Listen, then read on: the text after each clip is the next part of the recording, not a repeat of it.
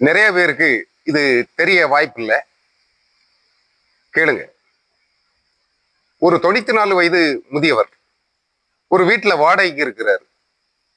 ஒரு நாள் அந்த வீட்டு ஓனர் வீடை காலி செய்ய சொல்லி சாமானத்தை எல்லாம் எடுத்து வெளியே வைக்கிறார். வெளியே வச்ச உடனே இந்த இவ்வளவு இப்படி ஒரு சம்பவம் நடக்கும்போது எங்குமே ஒரு கூட்டம் கூடும். அதுல கொஞ்சம் கூட்டம் கூடின உடனே இந்த பெரியவரின் பரிதாப நிலையை பார்த்து அவங்க எல்லாரும் சொல்றாங்க, வீட்டு ஓனர்கிட்ட கொஞ்சம் டைம் கொடுங்க அப்படின்ற உடனே அந்த வீட்டு ஓனரும் சம்மதிக்கிறாரு, சரி அப்படின்ட்டு.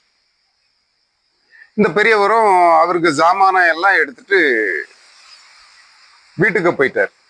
அந்த பெரியவர்கிட்ட இருந்ததே ஒரு பெட்டு கொஞ்சம் பாத்திர ஜாமானம் தான். இது எடுத்துட்டு வீட்டுக்கு போயிட்டாரு. அங்க அந்த கூட்டத்துல நின்று ஒரு பத்திரிகை நிருபர் இருக்கிறார்.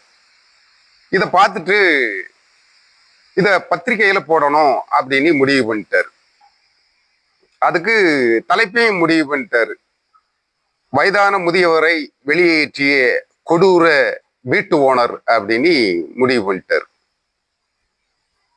அந்த பெரியவரை ஒரு 2-3 போட்டோ எடுத்துட்டு, வீட்டுல இருந்த பழைய போட்டோ ஒரு 2 போட்டோவும் எடுத்துட்டு, அந்த வீட்டையும் போட்டோ எடுத்துட்டு நேரே அந்த பத்திரிகை அலுவலகத்துக்கு போறாரு. அந்த ஓனரை போய் சந்திக்கிறாரு. இப்ப இந்த கதையெல்லாம் சொல்றாரு. சொல்லிக்கிட்டு அந்த ஓனரும் சரி செய்தியை வெளியே போடுவோம் அப்படிங்கிறதுல முடிவு பண்ணிட்டாரு. அப்புறம் இந்த போட்டோவை கொடுக்குறாரு இந்த பத்திரிகை நிருபர் அப்படின்னு. உடனே அந்த பத்திரிகை ஓனர் ஷாக் ஆயிட்டார். இவரை யாருன்னு தெரியுதா உங்களுக்கு அப்படின்னு கேட்கிறாரு.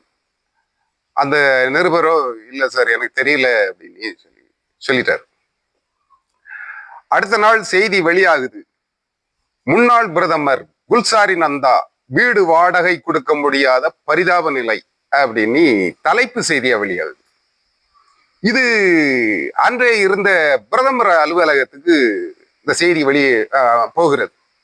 அங்க இருந்த உயர் அதிகாரிகள், பெரிய பெரிய ஆபீசர்கள் பெரிய பெரிய கார் எடுத்துக்கிட்டு இந்த வீட்டை நோக்கி வர்றாங்க. வந்த உடனே அந்த வீட்டுக்காரரு ஆச்சரியம் பார்க்கிறார், என்னடா அப்படின்ட்டு.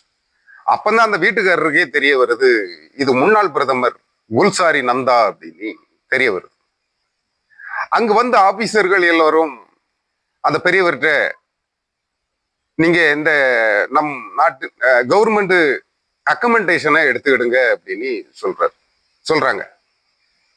இவரு இந்த வயதான காலத்துல எனக்கு இது எதுக்கு, இதெல்லாம் எந்த வசதியெல்லாம் எதுக்கு அப்படின்னு பொலைட்டா மறுத்துடுறாரு.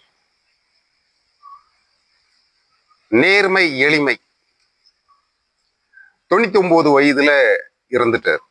நேர்மை எளிமை இதெல்லாம் படித்தால் புரியாது. குறிப்பு, முன்னாள் பிரதமர் குல்சாரி நந்தா 2 முறை பிரதமரா இருந்திருக்கிறாரு. 1 முறை ஹோம் மினிஸ்டராகவும் இருந்திருக்கிறார். நண்பர்களே, சைக்கிள் ஓட்டுவதை எப்படி வார்த்தைகளால் சொல்ல முடியாதோ, நீச்சல் அடிப்பதை எப்படி எழுதி காட்ட முடியாதோ, அதுபோல்தான் நேர்மை எளிமை. இந்த வீடியோவை எப்படி முடிக்கலாம்னு நினைக்கிறேன். காந்தர்வ பறவை முண்டாசு கட்டு பாரதியின் வரிகளால் முடிக்கலாம் நினைக்கிறேன். சிந்தையில் 1000 செயல் செய்து சிறந்து விளங்கியதும் இந்நாடே. My name is Nithyaseelan. Bye.